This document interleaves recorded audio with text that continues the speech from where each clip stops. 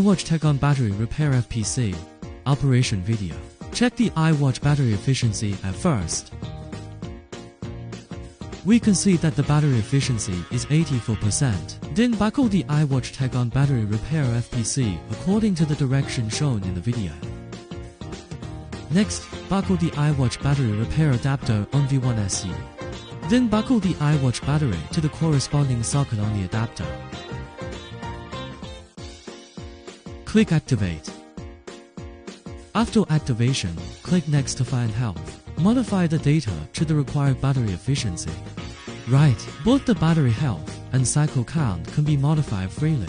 Install the battery back to the iWatch. After writing, before installation, fold the repair FPC same as the shape in the video to facilitate the process.